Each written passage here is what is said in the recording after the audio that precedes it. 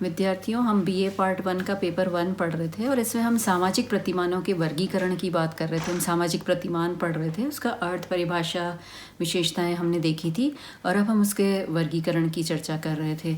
और जब हम सामाजिक प्रतिमानों का वर्गीकरण कर रहे थे तो उसमें भी हमने जन रीतियों की चर्चा की थी, यानी फोकवेज की बात की थी, और लोकाचार या रूढ़ियाँ जिसको हम मोड़ कह रहे हैं उसकी भी हमने चर्चा की थी।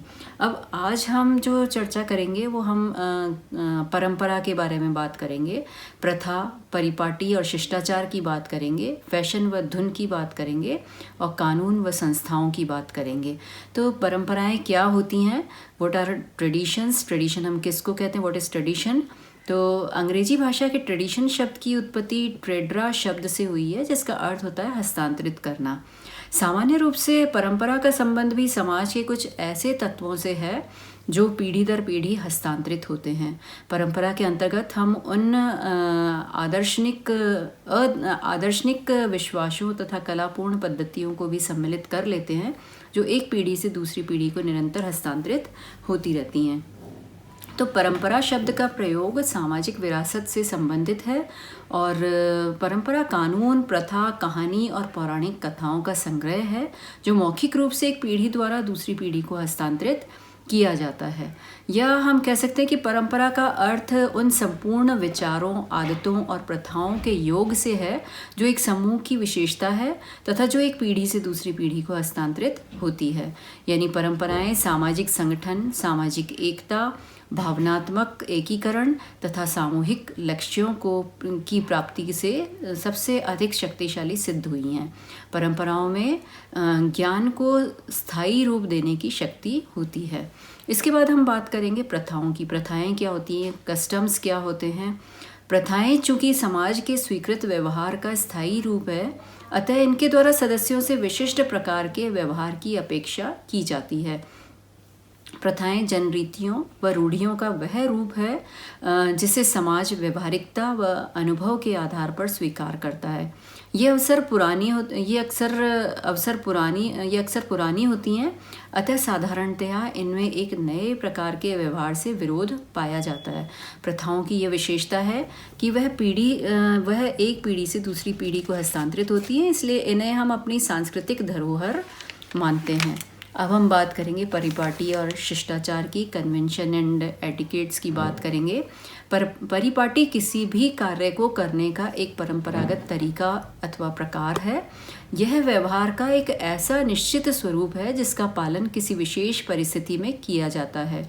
अगर हम उदाहरण लें तो भारत में सड़कों के बाईं ओर तथा ब्रिटेन में सड़कों के दाईं ओर चला जाता है। यह एक परिपाटी है। तो इसका पालन केवल इसलिए किया जाता है कि ऐसा पहले से होता आया है। अब हम शिष्टाचार की अगर बात करें, शिष्टाचार क्या होता है, एटिकेट्स क्या होते हैं? तो शिष्टाचार का आशय किसी कार्य को करने के एक उचित ढंग से है। समाज में व्यवहार करने के या किसी कार्य को करने के अनेक तरीके होते हैं, उन्हें ही हम शिष्टाचार कहते हैं। इस प्रकार व्यक्ति जिस श्रेष्ठ तरीके को चुनता है वही शिष्टाचार होता है। अब हम चर्चा करेंगे फैशन और धुन की। फैशन क्या होता है, धुन क्या होती है? Fashion and fade. फैशन व धुन भी सामाजिक मानदंडों के क्रम में अपना विशिष्ट स्थान रखते हैं और फैशन तो फिर भी सामाजिक व्यवहार के मानदंडों का स्वरूप है, लेकिन धुन भीड़ व्यवहार से अधिक कुछ भी नहीं है। मानव समाज की यह प्रकृति है कि वह परिवर्तन चाहता है। तो ऐसे मानदंड जो कम समय के लिए व्यवहार में आते हैं उन्हें फैशन या धुन कहा जाता है। औद्योगिकीकरण के वर्तमान युग में जहां समाज की प्रत्येक विशेषता में तेजी से परिवर्तन हो रहा है, फैशन तथा रुचि से संबंधित नियम भी मानव व्यवहारों को प्रभावित करने में महत्वपूर्ण सिद्ध हुए हैं।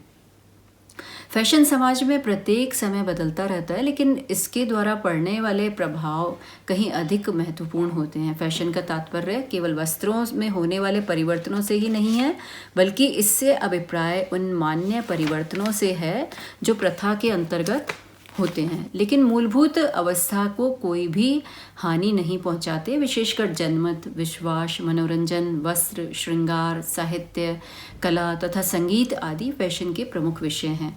फैशन व्यक्ति को दो प्रमुख इच्छाओं के लिए को प्रभावित करता है।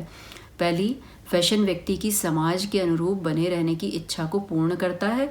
किसी भी नवीन व्यवहार के आरंभ होने पर सभी व्यक्ति उसी के अनुरूप व्यवहार करने का प्रयत्न करते हैं और कोई भी व्यक्ति उसके बाहर जाने का प्रयत्न इसलिए नहीं करता कि ऐसा करने पर समाज में उसको पिछड़ा हुआ माना जाता है। दूसरा, फैशन की दूसरी उपयोगिता यह है कि यह मनुष्य की नवीनता की इच्छाओं की पूर्ति करता है। तो फैशन द्वारा व्यक्ति एक निश्चित क्षेत्र के अंतर्गत ही रहकर समाज के अनुरूप कार्य करता है और इसी प्रकार व्यक्ति के व्यवहारों पर अप्रत्यक्ष रूप से नियंत्रण करता है।